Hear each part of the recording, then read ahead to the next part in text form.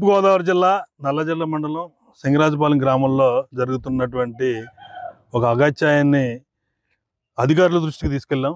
అలాగే రాజకీయ నాయకుల దృష్టిలో కూడా తీసుకెళ్ళాం. ఎవరికైనా సరే ఎక్కడ న్యాయం దొరకకపోతే నాలుగో పిల్లర్గా ఉన్నటువంటి మీడియా మిత్రులందరినీ కూడా ఈరోజు ఇక్కడ పిలవడానికి కారణం ఏంటంటే, జనావాసాల మధ్యలో సెల్ టవర్ నిర్మాణం జరుగుతుంటే గత వారం రోజులుగా ఇక్కడ ఉన్నటువంటి జనం అందరూ కూడా మాట్లాడటం జరిగింది. అది ప్రింట్ మీడియా వారు కూడా దాన్ని వార్త కింద ప్రచురించారు. దానికి వారు చెప్పిన సమాధానం ఏంటంటే, సరే మీకు ఇక్కడ కాదనుకుంటే ఏదైనా ప్లేస్ చూపించండి, ఆ ప్లేస్లో మేము టవర్ నిర్మాణం చేపిస్తామని టవర్ యాజమాన్యం తరపున మాట్లాడే సుధీర్, ఆయన రాజమండ్రిలో ఉంటారు, ఆయనతో కూడా నేను మాట్లాడితే ఆయన చెప్పింది ఏంటంటే, ఇక్కడ కాకపోతే మేము సెల్ టవర్కి ఎగ్నిస్ట్ కాదండి. ఫస్ట్ ఇది ఒక క్లారిటీ తీసుకోండి. సాంకేతిక పరిజ్ఞానానికి దగ్గరగా ఉండాల్సినటువంటి ప్రపంచంలో పోతున్నాం కాబట్టి అందరూ జీవనోపాధి ఉంటుంది. దాని తర్వాత ఇక్కడ ఉన్నటువంటి ఆరోగ్య పరిస్థితులు ఇట్లన్నీ దృష్టిలో పెట్టుకుని మీరు ఇదంతా మాట్లాడుతున్నాం. ఇది పూర్తిగా జనావాసాల మధ్యలో ఉంది. నేను చెప్పడం కాదండి, కళ్ళారా కనపడుతున్నటువంటి వ్యవహారం ఇది కాకుండా మేము ఊరు చివరిన 4 ప్లేసులు చూపించాం. ఆయనకి రిక్వైర్మెంట్ ఏంటో అడిగాము, ఎంత కావాలన్నారో అంతా మేము ప్లేస్ ఇస్తామని చెప్పాము.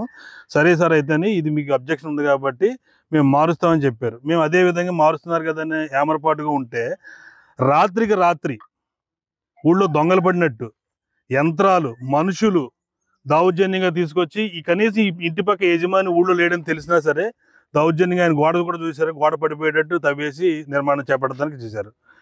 మేము అడిగితే అన్ని పర్మిషన్లు ఉన్నాయన్నారు. ఈరోజు ఎంఆర్ఓ గారిని, ఎండిఓ గారిని, అలాగే సెక్రటరీ గారిని, విఆర్ఓ గారిని మేము అందరినీ ఇక్కడికి రప్పిస్తే ఎటువంటి పర్మిషన్లు లేవండి. కనీసం ఈ భూమి మా రికార్డ్స్ ప్రకారం ఎక్కడా కూడా కన్వర్షన్ కూడా అవ్వలేదు. దీనికి మేము ఎటువంటి పర్మిషన్ ఇవ్వలేదు. ఒక ఇన్ఫర్మేషన్ మాత్రం ఏదో చెప్పారు, మాకు వచ్చి అని చెప్పారు వాళ్ళు. ఇప్పుడే మీరు రావడానికి ముందే వాళ్ళు వచ్చి ఇక్కడ భూ యజమానికి నోటీస్ కూడా ఇచ్చారు. ఎటువంటి పనులు జరగనివ్వకుండా అక్కడ ఏదైతే కాంట్రాక్ట్ ఉన్నారో అతను కూడా చెప్పి పంపించారు. మా డిమాండ్ ఏంటంటే, మీరు ఇటు చూస్తే ఇదంతా కూడా ఎస్సీపేట, ఇటు బీసీ ఏరియా. ఇక్కడ జనరల్గా ఇమ్యూనిటీ లెవెల్స్ తక్కువ ఉన్న వాళ్ళు, వృద్ధులు, పిల్లలు, ఎప్పుడైతే ఎక్కువ శాతం ఇంటి దగ్గర గడిపేటువంటి వృద్ధులు ఉన్నటువంటి ఏరియాలో సెల్ టవర్ని తీసుకొచ్చి వాళ్ళకి ఇబ్బంది, ఎందుకంటే క్యాన్సర్ కారకమైనటువంటి కొన్ని ఇబ్బందులు మా ఊర్లో చాలా ఉన్నాయండి. ఈ ఊరు చివరిని అనుమతి లేనటువంటి ఒక టైర్ల ఫ్యాక్టరీ పెట్టారు. దానివల్ల మేము ఈ ఊళ్ళో చెప్పుకోలేనంత క్యాన్సర్ పేషెంట్ ఉన్నారు. నేను చెప్పడం కాదండి, మీరు మా డిహెచ్ఎంఓ ద్వారా మీరు రిపోర్ట్స్ కూడా చూడవచ్చు. ఎక్కువ హైయెస్ట్ క్యాన్సర్ పేషెంట్స్ ఉన్న విలేజెస్ నల్లజర్ల మండలంలో ఏదైనా ఉందంటే సింగరాజపాలెం. ఇలాంటి ఇబ్బంది ఫ్యూచర్లో కూడా రాకుండా ఉండాలని మేము పోరాడుతున్నాం. మేము ఈ స్థలం కాకపోతే స్థలాలు ఇవ్వడానికి కూడా స్థల యజమానులు రెడీగానే ఉన్నారు. మా రిక్వెస్ట్ ఏంటంటే, ఇక్కడ దీన్ని తక్షణమే ఆపి, ప్రభుత్వ అధికారులు కూడా వీళ్ళకి నోటీస్ ఇచ్చారు, దీని తర్వాత పనులు చేయొద్దని కూడా చెప్పి ఇప్పుడు వెళ్ళారు.